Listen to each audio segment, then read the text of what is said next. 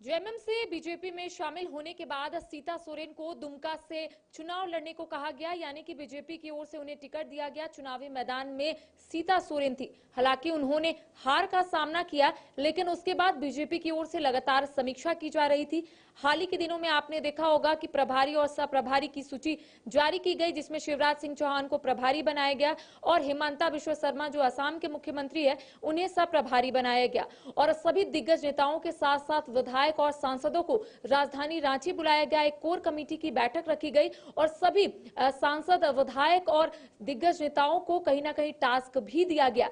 लेकिन जिस तरीके से आपने देखा होगा कि सीता सोरेन हार जाने के बाद उन्होंने रणधीर सिंह के साथ साथ लुइस मरांडी पर विश्वासघात का आरोप लगाया। उसके बाद बीजेपी के आला कमान की ओर से उन्हें कई दिशा निर्देश भी दिए गए।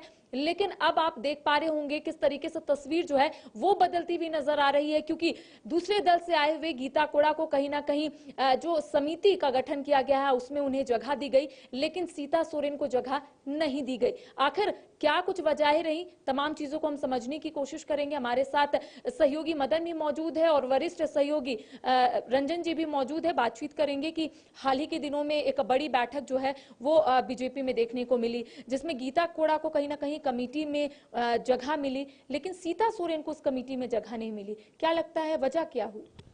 सबसे पहले तो महत्वपूर्ण ये है कि जिस तरह से लोकसभा के चुनाव के परिणाम आए, उसके बाद बिना समय गंवाए हुए बीजेपी ने अपने राज्य में यहाँ पर विधानसभा चुनाव को लेकर के प्रभारी और सहप्रभारी का नियुक्ति किया और फिर वो झारखंड दौरे पर पहुंचे, नेताओं से मिलकर एक रात रुक कर यहाँ पर जो है सब कुछ समझने का कोशिश किया और फिर उसके बाद बैठकों का दौर शुरू हुआ, जिसके बाद कोर कमेटी की बैठक हुई। सबसे महत्वपूर्ण यही कमेटी होती है। ऐसे में जो प्रमुख नेता होते हैं उनको इसमें रखा जाता है। तो पहले उम्मीद की जा रही थी कि सीता सोरेन को भी इसमें जगह मिल सकती है, लेकिन कोर कमेटी में सीता सोरेन को जगह नहीं मिली। उसके बाद कई समितियों का और गठन किया गया, जिसमें कि घोषणा पत्र को लेकर के है, फिर आरोप पत्र को लेकर के कमेटी का गठन किया गया है, जिसमें कि गीता कोड़ा, जो कि उन्हीं की तरह दूसरे दल से छोड़कर यानी कि कांग्रेस से आकर बीजेपी का दामन थामती और फिर उन्हें चाईबासा से चुनाव लड़ाया जाता है। तो ऐसे में उन्हें उनका कद जो है जरूर बढ़ा और सीता सोरेन को कहीं ना कहीं दरकिनार किया गया, ऐसा अभी प्रतीत हो रहा है। अब बाद में जाकर के उन्हें पार्टी की तरफ से क्या कुछ दिया जाता है ये आने वाला वक्त बताएगा, लेकिन फिलहाल ये इसके पीछे की जो वजह सबसे ज्यादा मानी जा रही है वो यह है कि जिस तरह से चुनाव के परिणाम आए वो सीता सोरेन के पक्ष में नहीं आए। इसके बाद सीता सोरेन ने पार्टी के कई नेताओं पर गंभीर आरोप लगाए और कहा कि विश्वासघात और भीतरघात की वजह से हार का सामना करना पड़ा, जिसका परिणाम जो है अब जो यह कमेटियों का गठन होता है या फिर कोर कमेटी बनती है, तो इसमें जो जगह नहीं मिली है तो ये कयास लगाए रहे हैं और चर्चा भी शुरू हो चुकी है कि सीता सोरेन को कहीं ना कहीं इसी का नुकसान का सामना करना पड़ा है कि अगर वो पार्टी के नेताओं के खिलाफ आवाज उठाती हैं तो फिर बीजेपी में ये जरूर है कि आपको फिर साइड किया जाता है। लेकिन अब आने वाला वक्त क्या होगा बीजेपी की तरफ से, क्योंकि जिस तरह से झारखंड में रिजर्व सीटों पर बीजेपी को नुकसान का सामना करना पड़ा है, ऐसे में बीजेपी सीता सोरेन को भी नाराज करने की कोशिश नहीं करेगी, कहीं ना कोई उपाय जरूर ढूंढेगी। तो ये आने वाला वक्त बताएगा। लेकिन फिलहाल आज और इस तस्वीर से जो कोर कमेटी की तस्वीरें सामने आई है उसमें प्रमुख फेरबदल में अगर और देखें तो सिर्फ जो सुनील सिंह सांसद थे उनको हटाया गया, 3 महामंत्री को पहली बार शामिल किया गया है, ये एक बड़ा बदलाव हुआ है। तो अब देखना होगा कि ये कोर कमेटी और जो नए प्रभारी हैं वो किस तरह से मिलकर झारखंड में बीजेपी को फिर से एक बार सत्ता में वापस लाते हैं। और सभी नेताओं को मिलकर, कई बार ये भी चर्चा होती है कि कई गुटों में बीजेपी बटा हुआ है, उसे एक साथ लेकर चलने की जरूरत है। तो हमने जब प्रभारियों का एक बैठक हुई और उसके बाद जो प्रेस से वार्ता हुई उसमें सवाल भी किया कि बीजेपी के कितने गुट हैं, तो वो कहते हैं कोई गुट नहीं, बीजेपी एक पार्टी है, सभी कार्यकर्ता हैं और सभी मिलकर चुनाव लड़ेंगे और यहाँ पर जीत हासिल करेंगे। तो अब ये परिणाम जो है फिलहाल आप देख रहे हैं कि जो कोर कमेटी का गठन हुआ उसमें सीता सोरेन को जगह नहीं मिली है। कोर कमेटी का गठन होता है, सीता सोरेन को जगह नहीं दी जाती है और उन्हीं के जैसा दूसरे दल से आई गीता कोड़ा को जगह दी जाती है। तो ऐसा प्रतीत हो रहा है कि गीता कोड़ा का कहीं ना कहीं कद बढ़ा है और सीता सोरेन का कद जो है वो घटा है। क्या आपको ऐसा लग रहा है? मुझे लगता है ये थोड़ी जल्दबाजी होगी ऐसा कहना कि कद घटा है या किसी का कद बढ़ा है। लेकिन एक बात जैसा कि मदन जी ने कहा, आपने भी शुरुआत में कही कि चुनाव हारने के बाद जो है उन्होंने कुछ आरोप अपनी पार्टी के नेताओं पर ही लगाए।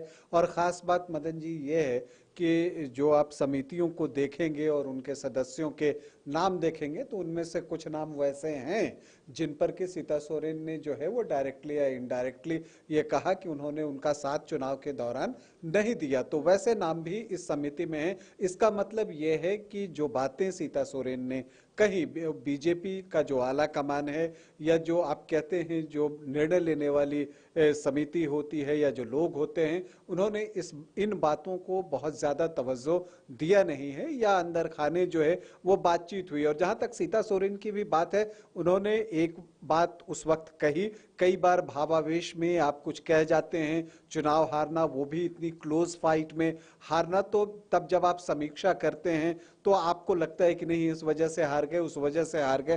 तो ये सारी बातें कई बार भावावेश में भी जो है कोई कह जाता है, तो हो सकता है कि सीता सोरेन ने ये बातें भावावेश में कह दी हों, क्योंकि उसके बाद अगर आप देखिए तो इस तरह का और कोई बयान नहीं आया है। हालांकि सोर्सेज के थ्रू जो जानकारी आती है वो यही आती है कि इसमें आला कमान ने हस्तक्षेप किया है और लोगों को कहा है कि आप जो है शांत रहें और ज्यादा जो है इन विषयों पर जो है वो बातचीत नहीं करें। दूसरी तरफ देखिए हार का सामना तो गीता कोड़ा को भी करना पड़ा, लेकिन उन्होंने ग्रेसफुली अपने डिफीट को एक्सेप्ट किया और उन्होंने इस तरह के कोई आरोप सार्वजनिक मंच से लगाए भी नहीं। देखिए हर पार्टी का अपना एक डिसिप्लिन होता है और हर पार्टी में या किसी फैमिली की बात कर लीजिए, संस्था की बात कर लीजिए, अगर कोई ग्रीवांस हो तो अगर आप उसे उचित प्लेटफॉर्म पर उठाते हैं तो वो बेहतर होता है। मुझे लगता है कि जो सीता सोरेन ने भी सार्वजनिक तौर पर बातें कही, पार्टी को वो अच्छी नहीं लगी होंगी और उसे अगर वो उचित मंच पर उठाती तो उसका इम्पैक्ट जो है वो ज्यादा होता। तो हो सकता है इस वजह से उन्हें जगह नहीं मिली हो। ये भी हो सकता है कि सीता सोरेन फोकस करना चाहती हो आगामी विधानसभा चुनाव पर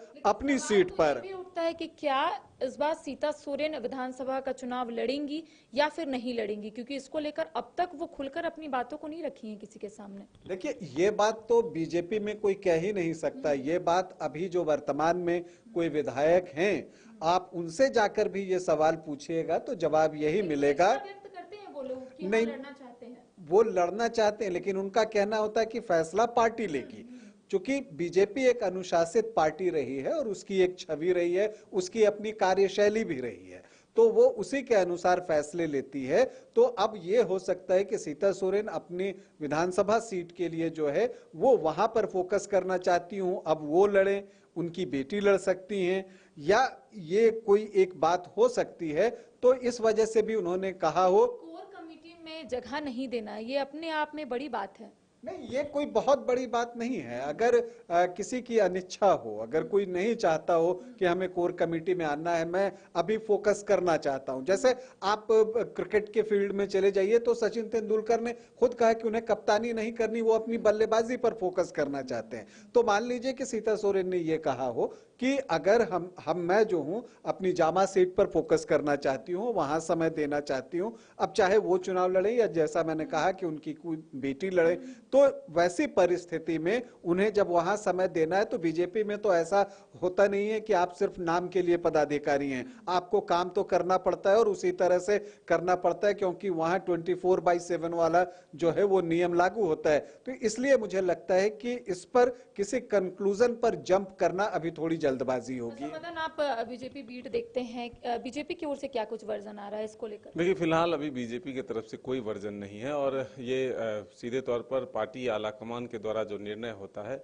उसी के आधार पर ये चीज़ें की जाती है। तो अगर आप किसी से बातचीत भी करेंगे तो ये कहेंगे कि ये शीर्ष नेतृत्व का मामला है, वो जो फैसला करेंगे वो सभी को मानना होता है। तो ये जो कमेटियां गठित होती है उसमें कोई अपने स्तर से नहीं होता है या कोई एक नेता नहीं करते हैं, बल्कि सार्वजनिक रूप से निर्णय लिए जाते हैं।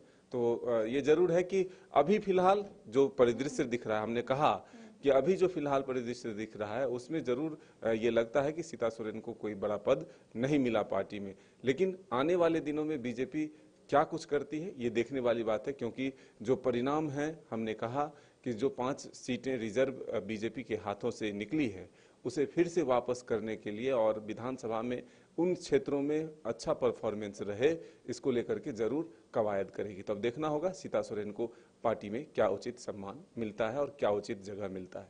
हमें और हमारे सहयोगी को दे इजाजत। नमस्कार।